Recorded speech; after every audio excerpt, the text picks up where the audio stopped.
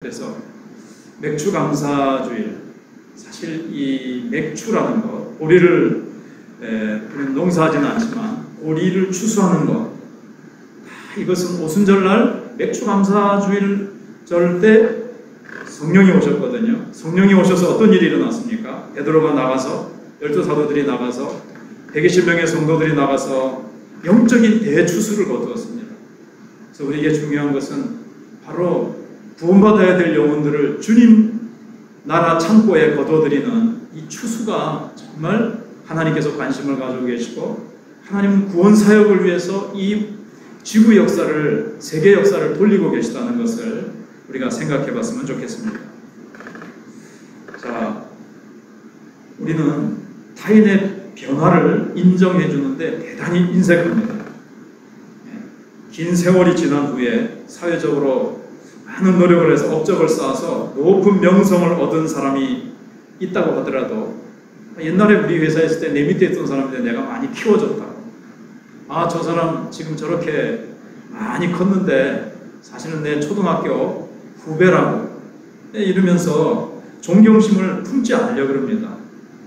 자기의 높아진 지위만 인정받고 싶어하고, 다른 사람의 그 피나는 노력 끝에 얻은 명성과 실력에 대해서 다른 사람들에게 사회에서 인정받는 그런 부분에 대해서는 무시하기가 일쑤입니다.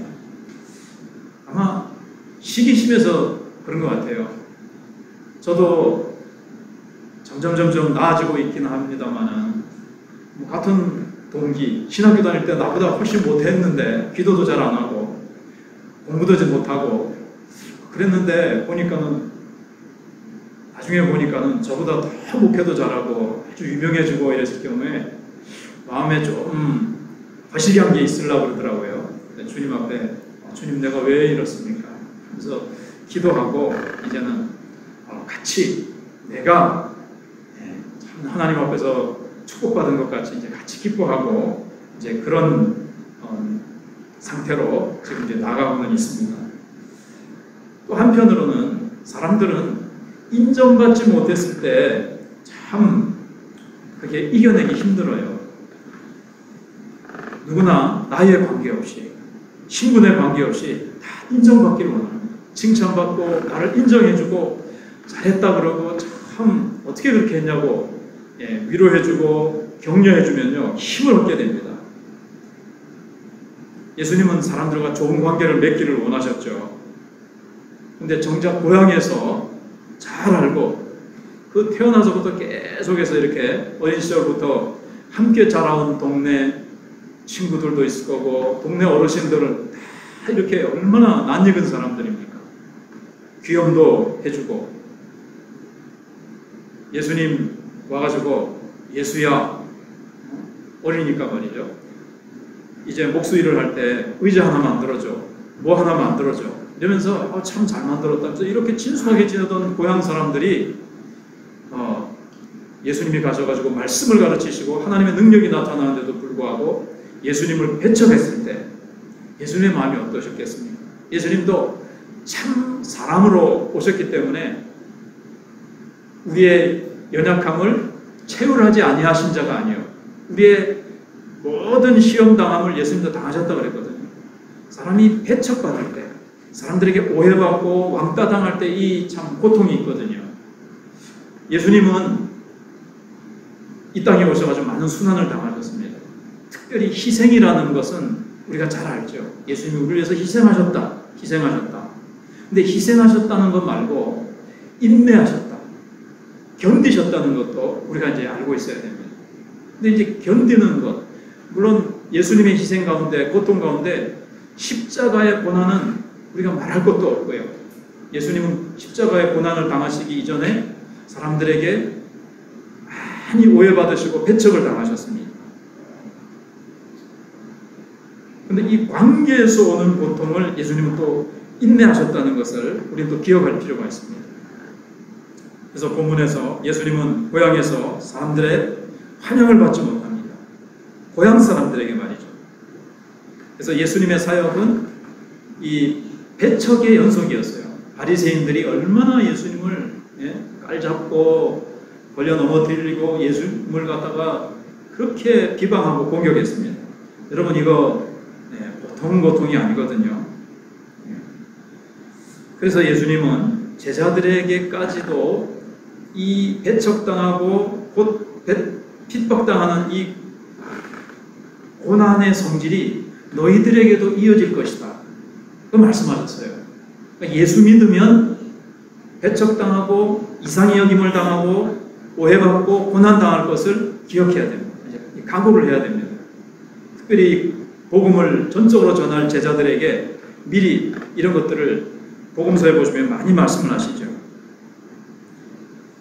그래서 결국 예수님은 오늘 좀 이따 이제 나오겠습니다만은 또 우리가 읽었습니다만은 대부분의 고향 사람들이 예수님을 배척하고 복음을 받아들이지 않았는데 그래도 그 중에서 복음을 받아들인 소수의 사람들에게 그래도 예수님은 말씀을 전하시고 그들을 고쳐주셨습니다. 몇 사람이지만 그들에게 복음의 씨를 뿌리신 거죠. 그리고 마가복음 3장에 보시면 어떤 내용이 나왔는가 하면요.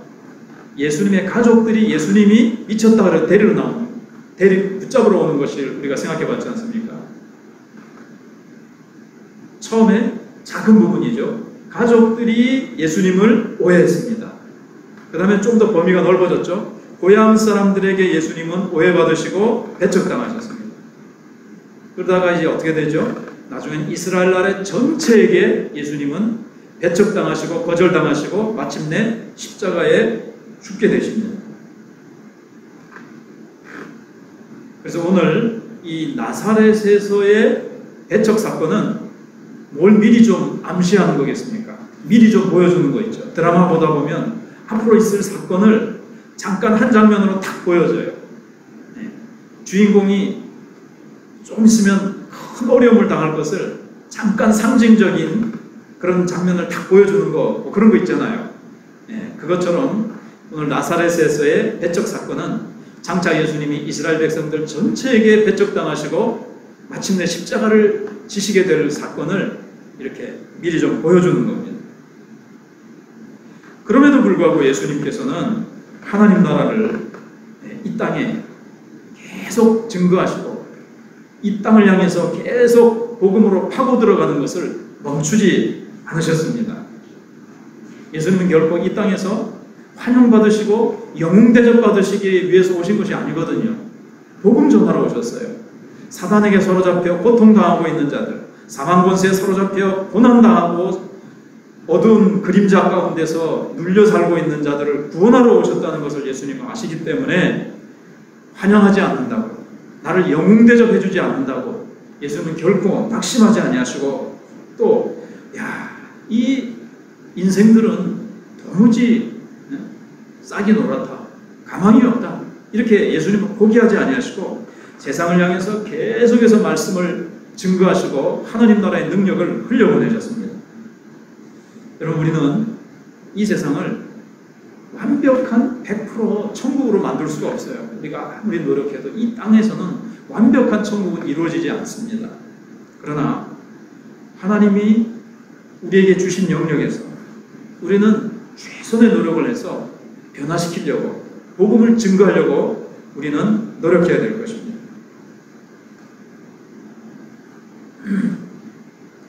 정숙자 집사님이 안 계시니까 아멘 소리가 없어요.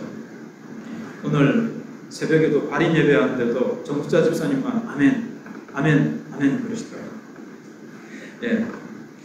그래서 고향에서 첫 번째 우리가 생각할 것은 고향에 가셔서 고향에서 배척당하신 예수님을 생각해 보려고 합니다. 그럼 고향은 누구나 가고 싶어 하지요. 저도 가끔 문득 고향에 한번 어떻게 변했는지 가보고 싶다, 그런 생각이 있어요. 고향에서 놀던 어린 시절 아름다운 추억이 있죠. 그렇지 않은 분들은 죄송합니다. 동네 형아들한테 맨날 두드러 맞고 왕따 당하는 분들은 고향 생각도 하기 싫다 이런 분들도 계실지 모르지만 보통은 자기가 자라던 고향을 사랑하는 마음은 누구에게나 있습니다. 고향이 잘 되기를 원하는 마음도 다 갖고 있습니다. 예수님도 고향 나사렛을 사랑하는 마음을 가지고 아마 방문하셨을 것 같아요. 그래, 1절에 보시면 예수께서 거기를 떠나서, 거기는 이제 가버나움이죠. 고향으로 이제 가셨어요.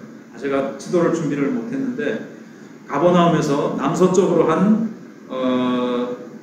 32km 정도 이렇게 내려가시면 이 고향인 나사렛이 있습니다. 그래서 안식일 날 제자들하고도 같이 가신 거예요. 즉 예수님은 어떻게 보면 그 당시 이제 랍비가 되신 거예요. 제자들이 이렇게 둘러싸여서 가셨다는 것은 개인적인 방문이 아니라 이제는 공식적인 방문이라는 것을 얘기해주고 있습니다. 그래 안식일이 됐습니다. 예수님은 회당에 가셔서 하나님 나라에 대해서 열심히 강론을 하셨습니다. 여기 많은 사람이 듣고 그랬죠. 그래 이제 많은 사람이라는 것이 암시하고 있는 게 있다고 이제 추측을 해볼 수가 있습니다. 왜냐하면 예수님이 소문이 좀 들렸을 거예요. 그래 예수님이 많은 사람들에게 하나님 나라 말씀을 증거하시고 많은 병들을 고치시고 귀신을 쫓아내고 놀라운 권능을 행하신다. 이런 소문을 듣고는 한번 가보자. 그게 진짜 소문이 그런가 하면서 많은 사람이 와봤던 것 같아요. 소문을 듣고. 그리고 놀라 이르되 이 사람이 어디서 이런 것을 얻었느냐? 이 사람이 받은 지혜와 그 손으로 이루어지는 이런 권능이 어찌 됨이냐? 근데 여기 놀랐다는 것이 이야 대단하다 하면서 칭찬의 의미가 아닙니다. 원문을 보시면 부정적인 의미가 있어요. 부정적이에요. 심지어 이 단어 속에는 시험에 걸려 넘어지다 이런 뜻이 있는 거예요. 여러분 그걸 보고 이제 믿음이 있고 참 사모하고 갈급한 심령이었더라면 어떻게 되겠습니까? 와, 우리 동네에서 자라났던 예수님이 하나님이 보내신 선지자구나. 하나님이 보내신 사람이구나. 이러면서 오늘 은혜 받자. 이렇게 됐을 텐데 아이고 그 뭐 의자 만들고 괜히 자루 만들던 그 예수라는 그 소년 아니야. 그 가난하고 정말 그 어머니 마리아, 그 형제, 그 자매들 다 우리 동네에서 우리랑 똑같이 평범한 자들이잖아. 그 예수도 맞지 아니까 맞지. 우리랑 뭐 별 다를 게 없는데 거기서 뭐가 나오겠노? 이런 식으로 예수님을 무시하고 예수님에 대해서 마음을 닫아버렸습니다. 그래서 여기 뭡니까? 시험에 걸려 넘어지다라는 뜻이 있고요. 놀란다는 것은 그 다음에 쫓겨남을 당하다라는 뜻이 있어요. 그게 무슨 뜻이냐면 스스로 하나님 나라 백성의 자리에 있으면 되는데 하나님 나라의 그 축복으로 들어갈 수 있는데 스스로 자기네들이 박차고 나와버렸다. 수동태니까 쫓겨남을 당했다는 것은 자기네들 스스로 박차고 나와버렸다는 거죠. 그래서 여기 놀랐다는 것은 왜 예수님이 행하시는 능력을 보고 놀라놓고는 왜 예수님을 배척했느냐. 좀 이게 앞뒤가 안 맞다고 생각할 수 있거든요. 근데 여기 놀라는 이제 부정적인 의미가 있다는 것을 우리가 생각하면 되겠습니다. 고향 사람이 보니까요, 이 사람이 마리아의 아들 목수가 아니냐. 여기 이제 벌써 비난하는 게 들어있어요. 왜냐하면 그 당시의 습관으로는요, 아무리 어떤 사람을 부를 때 아버지 이름을 부릅니다.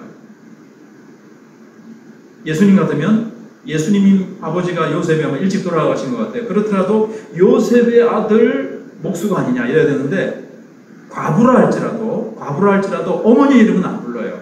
마리아 어머니의 이름을 부를 때는 언제 그렇게 부르냐면은 욕하고 비난할 때, 완전히 무시하고 깔아뭉갤 때 어머니의 이름을 갖다 붙이거든요. 그러니까 여기 지금 마리아의 아들 목수가 아니냐 이렇게 부르는 것은 예수님을 지금 비난하고 예수님을 지금 일부러 깔아뭉개는 겁니다.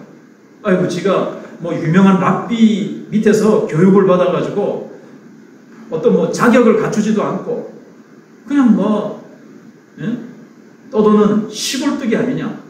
나사렛 출신 시골뜨기밖에 안 되면서 예수님의 그 지혜의 말씀과 예수님의 손으로 나타나는 능력을 보고도 기이 여기기만 하면서도 인간적인 선입견입니다. 선입견. 시골 출신. 배우지도 못했고 우리랑 똑같은 이런 나사렛이라는 깡촌에서 자라난 목수 아니냐. 목수. 그 당시에 뭐 유명한, 물론 그들은 메시아를 기다리고 있었어요. 그러나 메시아는 백마타고 능력 가운데 나타나실 줄 알았는데 무슨 메시아가 이렇게 우리 동네에서 같이 자라는 그리고 메시아라면 그분의 가족들도 또는 왕궁에서 자라난다든가 대단한 어떤 힘과 영광과 권세를 가지고 있어야 되는데 우리랑 똑같은 평범하단 말이에요. 그런 선입견을 가지고 예수님을 바라봤기 때문에 예수님이 능력과 지혜의 말씀을 증거하심에도 불구하고 이 선입관에 가려져서 육신적인 눈으로만 보니까 예수 그리스도를 경멸하고 조사하고 밟았던 겁니다. 그래서 고의적으로 비방을 한 거죠. 예수님의 그 어떤 낮은 태생, 출신 성분이 요즘 말하면 흙수저라는 거예요. 네. 메시아로 오실 것 같으면은 뭐 황금 수저를 물고 나오고 다이아몬드 수저를 물고 나와야지 이 뭐 나사렛에서 흙수저 물고 나온 사람이 어떻게 하나님의 사람이 될 수가 있고 하나님의 기름 부음을 받은 능력의 구주가 될 수가 있느냐 하는 거예요. 자기들보다도 가난하고 못난 집안인데 이런 편견에 사로잡아 있었기 때문에 특히 믿음이 없었기 때문에 인간적인 눈으로 바라보니까 그들은 다시 오지 않을 이 축복의 기회를, 구원의 기회를 안타깝게도 놓쳐버리고 말았습니다. 그리고 예수님은 실제로 복음서에 보시면 다시는 나사렛을 방문하지 않으세요. 그래서 오면에 말씀드린 대로 이 사건은 장차 이스라엘 나라 전체가 예수님을 인간적인 눈으로 바라보면서 잘못된 메시아관, 그리고 믿음이 없었고, 믿음이 없으니까 육신적인 눈으로만 예수님을 보니까 하나님의 손길, 하나님의 그 놀라운 사랑을 볼 수가 없었던 거죠. 그래서 이후로 예수님은 사람들은 점점 이제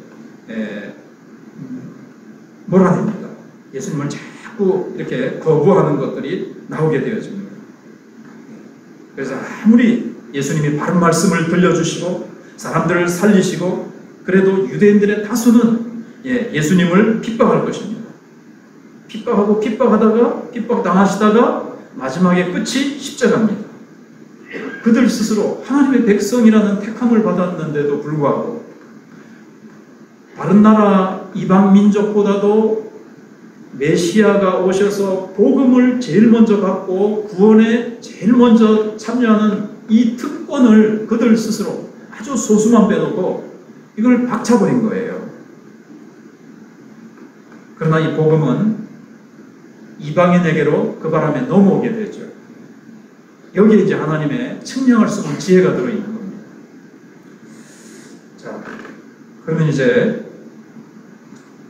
우리에게 한번 적용해서 생각해 보면요. 우리도 주님의 증인으로 일할 때 배척받을 때가 있을 겁니다.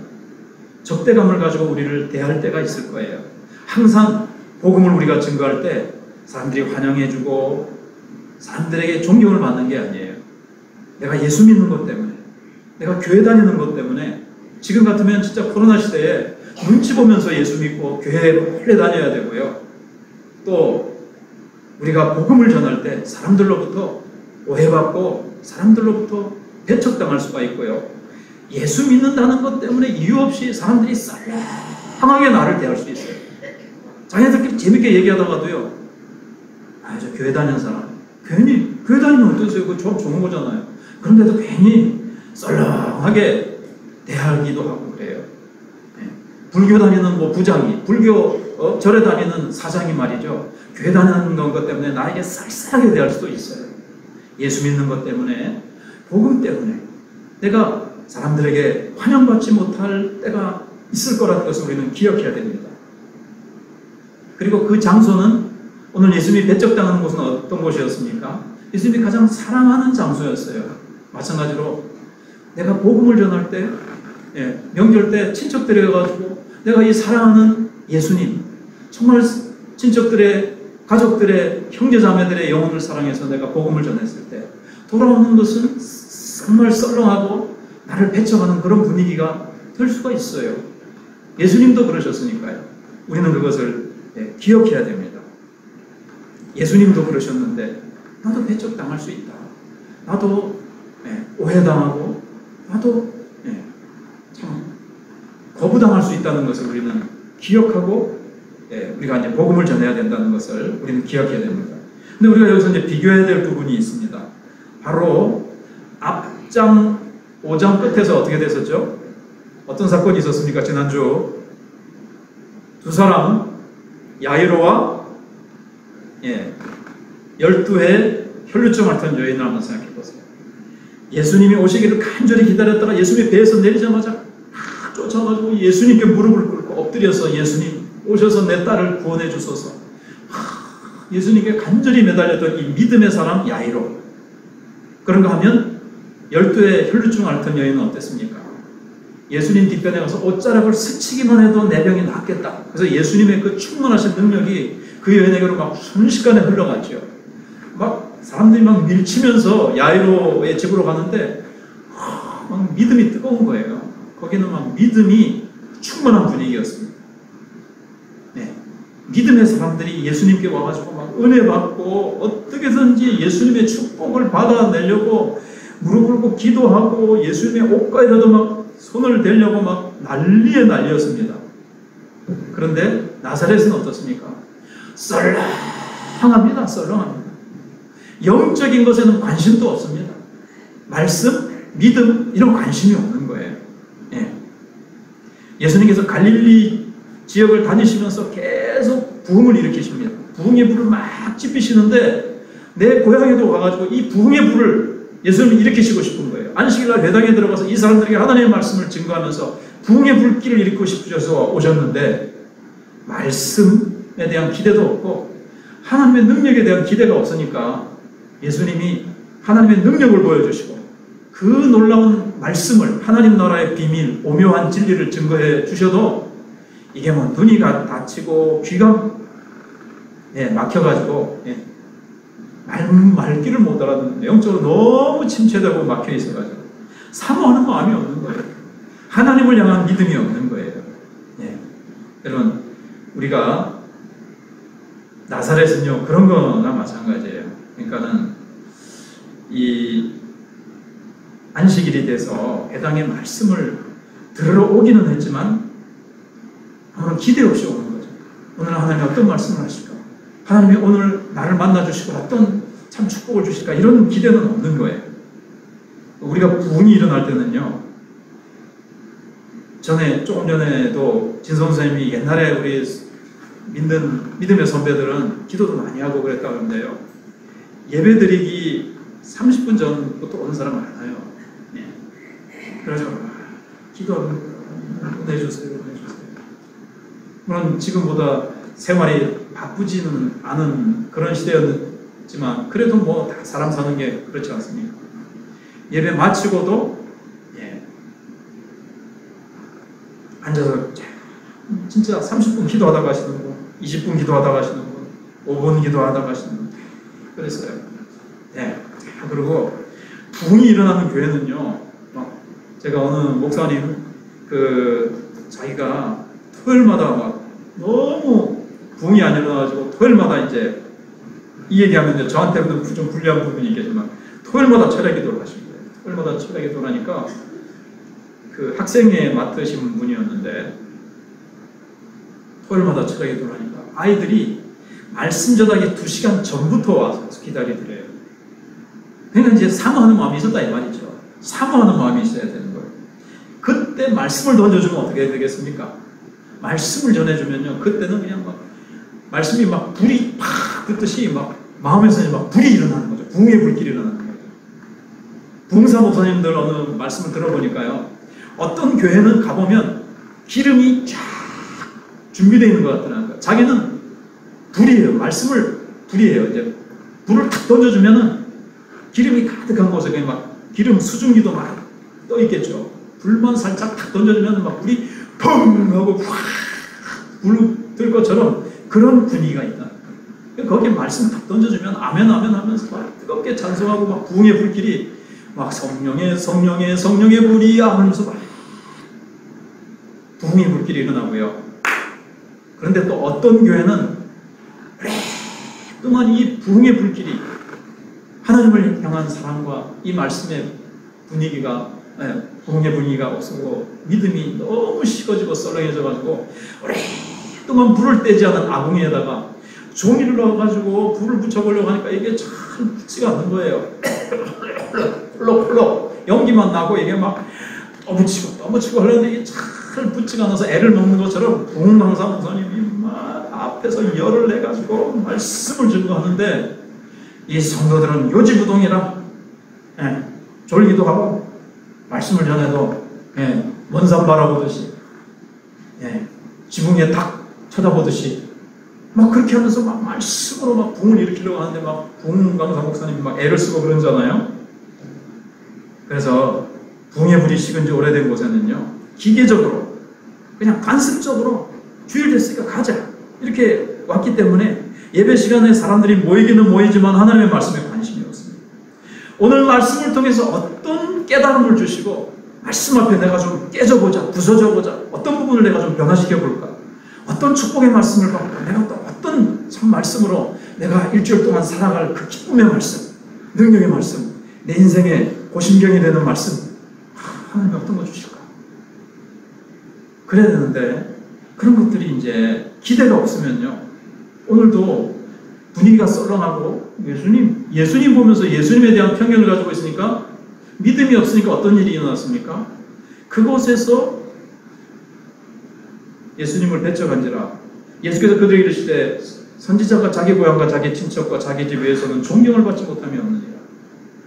너무 친숙하기 때문에 인간적인 면만 바라보니까 하나님의 역사를 보지 못한다는 거죠. 거기서는 아무 권능도 행하실 수 없어.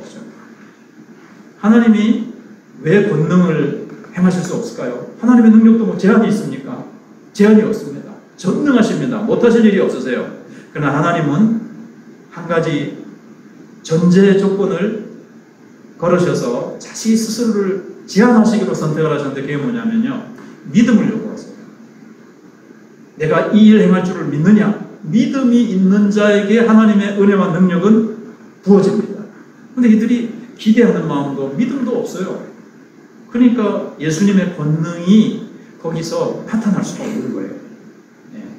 다만 소수의 병자에게만, 그렇지만 예수님은 거기서 실망하고 낙심하지 아니하시고 소수지만 그들을 안수해 주시고 이제 고쳐주셨어요.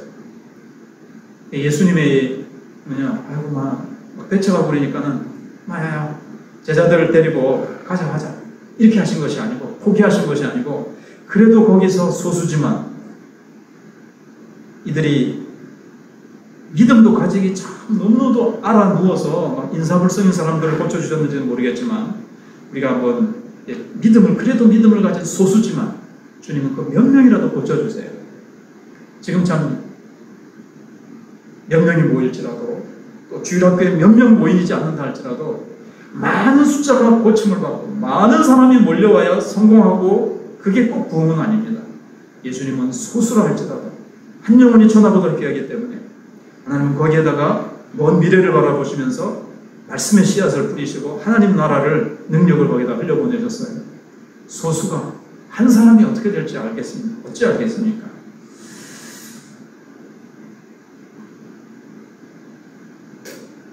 그래서 우리는 언제나 하나님의 말씀 앞에 줄이고 가난한 심령이 되어야 됩니다. 하나님의 말씀을 듣는 것을 귀찮아해서는 안 돼요. 늘 드리는 예배, 기대감도 없이 믿음도 없이 그렇게 나오는 것이 아니라 사슴이 시냇물을 찾아 갈급한 것 같이, 그게 다윗의 마음이잖아요. 시편 42편 1절에 하나님의 마음이 합한 마음. 늘 습관에 젖어가지고 오늘도 예배 드리고 오자 이렇게 오기는 오는데 하나님을 향한 열정과 기대하고 사모하는 마음, 간절한 마음이 없으면요, 하나님의 은혜는 없는 거예요. 그냥 습관적으로. 그럼 그게 자꾸 굳어지는 거예요. 뭐 가도 뭐 별건 없더라. 오늘도 약간 오래 신앙생활이 계속돼가지고 아까 선생님이 얘기한 것처럼 그냥 아무것도 안 해요. 예배 드리는데 그래, 예배라는 게 얼마나 중요합니까? 예배에 그런 말을 많이 하죠. 한국교회가 지금 예배를 잃어버리고 예배를 회복해야 된다. 예배를 중요시하는 이 예배 신학자들은 예배의 생명을 걸어야 돼. 우리 영혼의 젖줄은 예배다.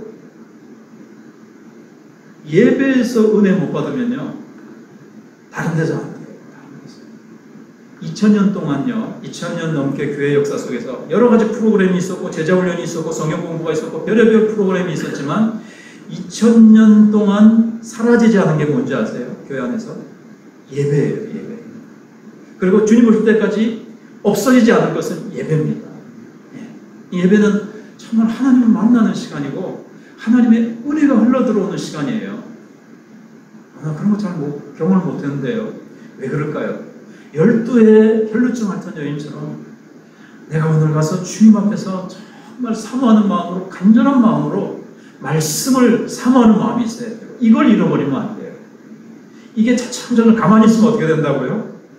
오늘 얘기 오늘 잘 나왔어요. 아까 멘트가. 가만히 있으면 식어져요. 전에는 예배 시간에 사모하는 마음으로 나와서 울기도 하고 눈물도 나오고, 예배 시간에 나와가지고 저 뒤에 앉든 앞에 앉든 앉기만 하면 막 성령이 나를 감싸고 감동을 주시고 막 눈물이 나는 것 같아요. 몰라 그러면서 막 눈물도 이렇게 싹 닦고 이랬는데 싹 사라졌어. 예배 시간에 앉는데 맹맹해요. 주님이 권능과 은혜를 행하실 수 없더라. 네. 이 시간에 막 분위기가 믿음의 분위기로 막 뜨거워져가지고 그래야 됐는데 이게 지금 그게 잘 안 돼요. 그래도 우리 마천교회는 또 상대적으로 보면요, 오후 예배 오셨던 목사님들이요, 설교 시간에 오셨던 목사님, 아이고 우리 교회 성도들은 오후 시간에 대부분 자는데 말똥말똥해서 말씀 참 잘 듣고, 김기혜 목사님도 참 말씀 듣는 태도가 좋다. 달리는 말에 채찍을 때린다고. 저는 이제 담임 목사님과 더 막 욕심을 내서 더 이제 우리가 막 뜨거워지고, 예배 시간에 막 진짜 막 은혜를 받는지 안 받는지 잘 모르겠어요. 마스크도 쓰고 있어가지고. 그러나 정말 은혜 받고 삶이 변화되어지고 칭찬의 소리가 막 들리고, 이러면 얼마나 좋겠습니까? 예. 자, 여기 보세요. 그들이 믿지 않으면 이상히 여기셨더라. 보세요. 다른 곳에서는 사람들이 예수님을 보고 이상히 여기고 놀랐어요. 근데 여기서는 누가 놀랐어요? 반대로 예수님이 놀라셨어요. 이렇게 믿음이 없을 수가 있나? 이렇게 예수님이 말씀을 전하시고 능력을 나타냈는데도 이렇게 반응이 없고, 이렇게 안티로 알레르기 반응을 보이는 사람들은 내가 처음 봤다. 이 고향 사람들이 그러니까 얼마나 안타까우시겠어요. 자, 이제 크게 두 번째로 생각하거든요. 그래서 예수님은, 그러나 거기서도요 낙심하지 아니하시고, 예수님은 오히려 제자들과 함께 더 마음에 사명의 불이 붙었습니다. 더 복음을 각 마을에 온 세계로 증거해야 되겠다는 생각을 하시고, 제자들을 둘씩 짝을 지어서 이제 보내시는 거예요. 훈련하시는 거죠. 예수님이 이제 혼자서 감당하시는 것보다는 12명을 가지고 일을 하면은 어떻을까요? 예수님도 이 땅에 몸을 입고 오신 동안에는 시공의 한계를 받으시잖아요. 그래서 혼자 하시는 것보다는 이제 제자들이 나가서 하면 12배의 효과를 더 거두겠죠. 그래서 둘씩 짝을 지어서 이제 보내시는 겁니다. 그리고 예수님이 이제 가시고 나면 제자들이 그 일을 계속 이어서 할 수 있도록 훈련시키시는 거예요. 앞으로 이제 선교를 할 수 있도록, 복음 증거를 할 수 있도록 이제 훈련을 시키시는 겁니다. 그래서 모든 천에 두루 다니시며, 첫 번째는 예수님 스스로가 가르치시면서, 그런데 복음 전에도 반응이 없다. 낙심하지 아니하시고 계속 복음을 전하시면서 12제자를 부르사 둘씩 보내시며 더러운 귀신을 제하는 권능을 주시고, 예수님이 그냥 보내시지 않으십니다. 연약한 제자들을 아십니다. 제자들도 자신의 연약함을 아십니다. 압니다. 예수님 권능을 그들도 주실 때 받고 갑니다. 우리들도 연약하죠. 우리도 능력 달라고 기도해야 됩니다.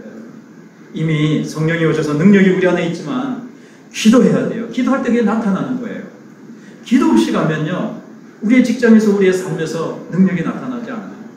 꼭 귀신이 소리를 지르면서 나가고 기적이 나타나야 되는 게 아니고, 성령께서 감화하셔서 이상하게 사람들이 나를 따르고 붙고, 이상하게 사람들이 참 마음이 갈급해지고, 자꾸 기도하면